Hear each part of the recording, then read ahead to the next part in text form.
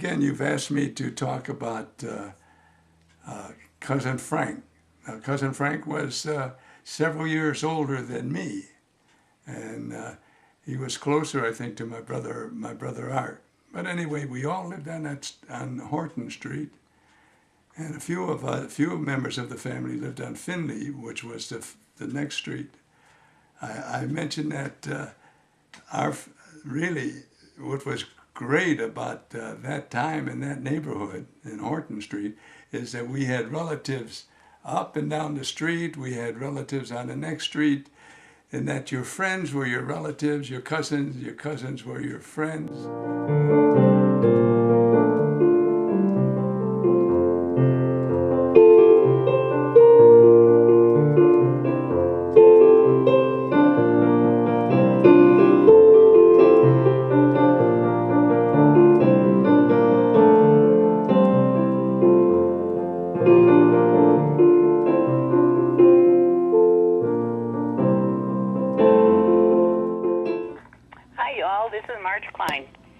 Now, Pat's been a friend of mine for so many years. However, even though we went to grade school together, we went to St. John Evangelist from first grade on, my only real memory of her in those days was in fourth grade when she was late for class. And Sister Joseph kind of gave her a very severe look. And I determined that she had to have been late because in those days, it was wintertime, and we had to wear long johns, and then, excuse me, and that meant wearing long underwear made of cotton, and then trying to put cotton stockings on top of it. And, you know, we didn't have any stretch fabric at the time, and you had to fold those the underwear over so it wouldn't be too lumpy looking. And it looked like she had gotten dressed in a hurry because her legs looked real lumpy under those cotton stockings. And that's my remembrance of her in fourth grade and being late. Sorry, Pat, but that's true.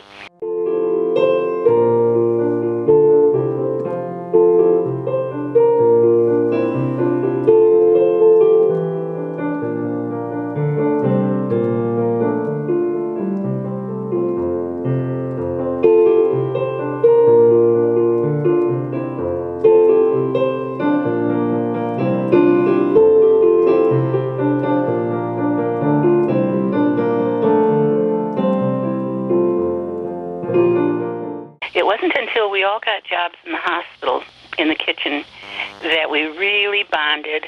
We had so much fun over there. Anita, I knew from a long time ago. Our brothers were best friends. Their birthdays were on the same day. Anita and I share the same birthday. And so we had known each other since, I think, when she was 12 and I was 11. We started hanging out together, and then we all went to Holy Rosary School on Woodward Avenue in Detroit. Had to take a couple buses there. My story about that part was that there was a bus strike in Detroit at the time, and the radio was advertising that people should help their neighbors get to work or get to places that they need to go. They needed transportation. And so we girls decided that because we had to take two buses to get to school, we'd try hitchhiking, which worked very well while we were in high school.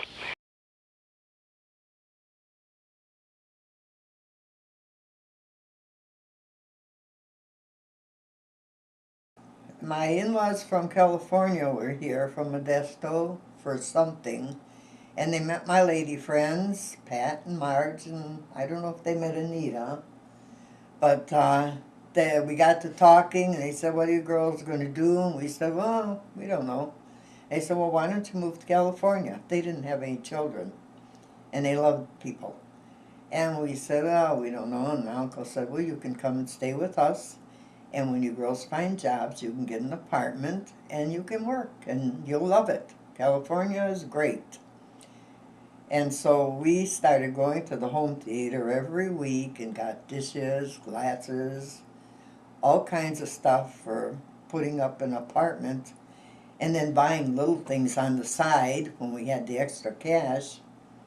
And then I think it was the next year in January, I met my husband, and that sort of everything sort of fell through then because I married John.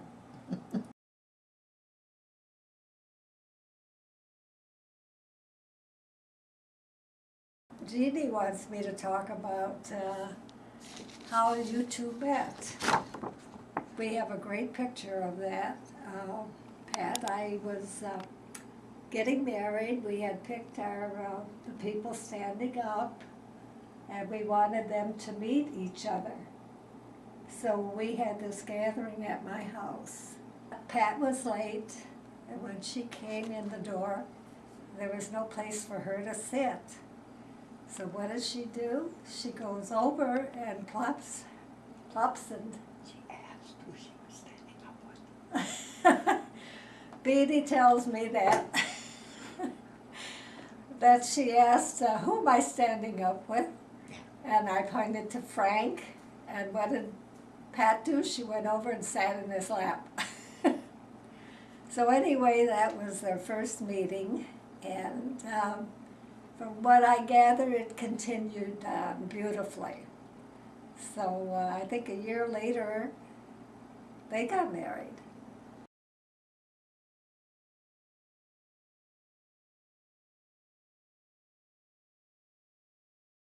She burst into the room and said, "Who am I standing up with? Where is he?"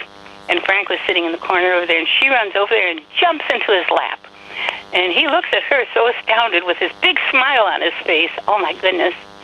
And years later, as a matter of fact, it was only recently, the last time I had visited with him, that I said, "Frank, what did you think when she came and jumped in your lap?"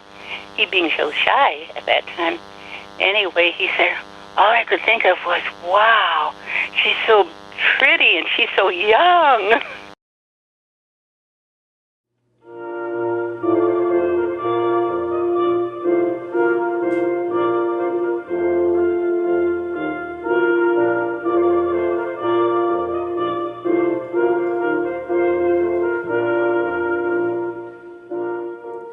Here comes the bride, all dressed in white. None can compare to her beautiful sight. Look at how she glows, let heaven and earth know. This union will last till eternity roll.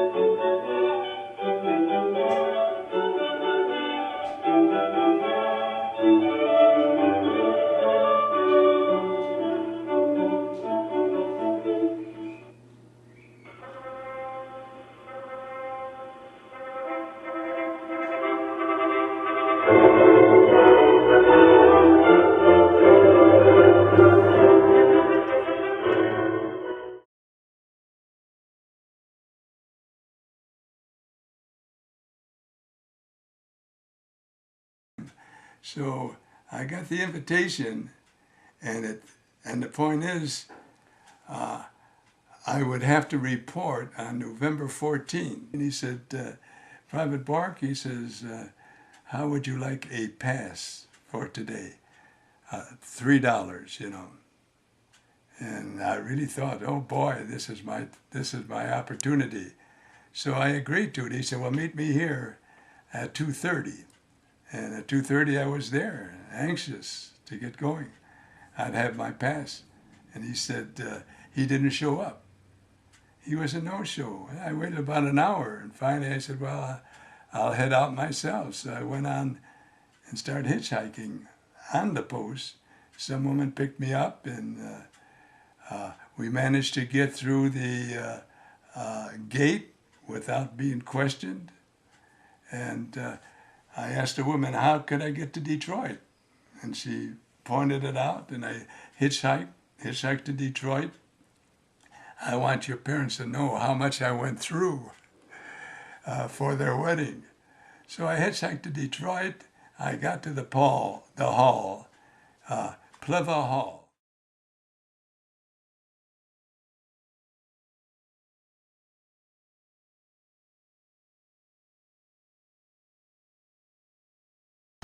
Well, here we are in Redford Township, and you can see the name of the street's Puritan and Lenane. Mom and Dad, your very first house is right. Better look at the house, detached garage. And like I said, the neighbors across the street. I don't know if this any of it looks familiar, Mom, Dad. But that's where it all began.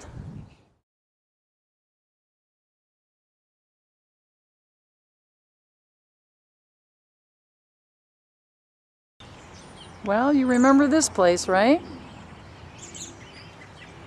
32030 Heathwood Drive, where we spent our childhood, and you guys spent a good portion of your marriage. See the back there. I don't really want to walk into the house, but it looks like they took the fence down in the back. It looks like the front door is different. See that? Little changes, but look, the mailbox is the same. Here's the house from the backyard. It actually took me a second to figure it out because the color is very different. It's brown. There's the garage. You see how small the yards are. I just came over here to see this little, I can't believe I used to sneak my body on the edge of that house. And look how little it is. But I remember going through. As you can see where I'm parked, you know, this is May's house. When you turn the corner, this is all a parking lot now. So I'm assuming for across the street, which you can see now is housing a National Coney Island, which is interesting. And I think the clubhouse there for the golf course, looks like there's now a National Coney Island in there. And of course, I'm sure most of you guys have seen the high rises in the middle. Remember when it was just a 2-lane road, remember? And how when they paved that, everything changed from that point on. So anyway, that's St. Clair Shores in a nutshell.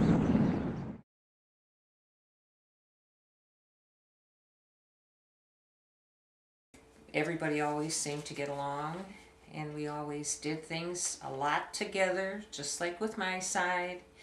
And I remember a number of different things, and one of the things I remember too is when we used to get together and play cards, all 10 of us, and we'd have a meal at Pat and Frank's house, and she made a special dish which I believe came from a recipe from Frank's mother. I'm not sure, but it's called chaparrita. I believe that's how you say it. But anyway, we did that, and then a lot of times Pat would make this good deep fried chicken and fries or whatever we had. It was always delicious. Kids played outside, inside, upstairs, downstairs, wherever, and they all had a very good time. And by the time we left, most of them were sound asleep.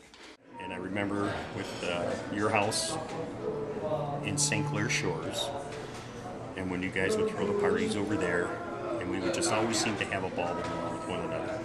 All the cousins got along together well. All the aunts and uncles were always in the kitchen or in the living room playing cards. And it was just a lot of fond memories growing up. A lot of people always ask, you know, how are your kids so well? You know, our parents would always be asked, you know, we got some great kids. And the same would go for Aunt Pat and Uncle Frank, you know, and it was just all the love that everybody had for one another. And then it showed in their, you know, relationship with each other. It showed with the kids, and it was just great time.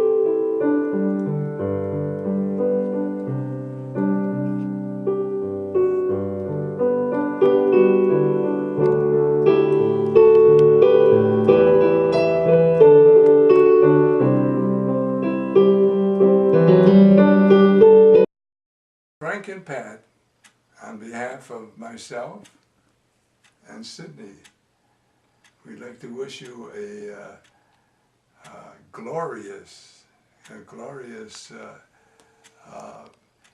period here. And Sydney? Congratulations. And I've always really loved your parents, and Frank was very special in my life, but you know, all the Stephanics were. And it was just great, I guess, living close to all the members of the family the way we had. So again, love and kisses. No one else is going to give you those. But I rather wish Pat and Frank a very happy anniversary.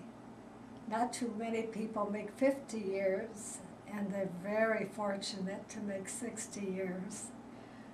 With love, beautiful children, a great outlook on life. Pat and Frank, wish we could join you, but you know, we're not family, actually, but sort of like it, adopted sisters. Anyway, we love you lots, you and Frank. Hope to see you soon. Enjoy yourself. You can split a beer with somebody instead of me. Pat and Frank, I love you both so much. I think you're wonderful people. I'm so happy you still have each other. And I'm thrilled, not thrilled, but so interested in the fact that you guys go out every Thursday and when the cleaning lady comes. I love that, and going to the casino or whatever you do. That's just a wonderful way to keep your life going. Every now and then, me and Pat and Uncle Frank could probably attest to that. We probably ran into each other at the casino. But don't tell Mom, okay? She thinks I got a gambling problem, and I told her, well, I do, but I just can't seem to win. But no, those were always some good times, too, and it always gave us some more things to talk about on how we just barely missed the royal flush or, you know, the big jackpot. And I'm sure you guys are out doing that as well, so enjoy yourselves. And from our family to yours, happy 60th wedding anniversary, and we wish you guys all the best. Love you.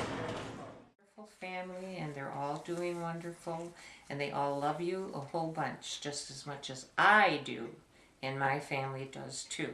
They all love you a whole bunch, and I miss you since you moved far away from me. I can't come because I don't drive that expressway. So you have to come and see me, or I have to wait for my kids to take me there. But I love you, miss you guys, and hope you have a wonderful, wonderful day. Take care.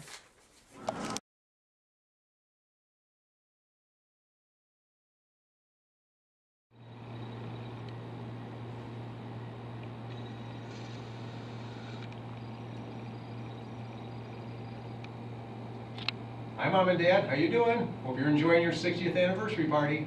How do we look? Almost 50 years later. Some of us had blonde hair, some of us are now gray. Hi, Mom, Dad. We love you guys. After all, I've known you my whole life. Hope you enjoy the party.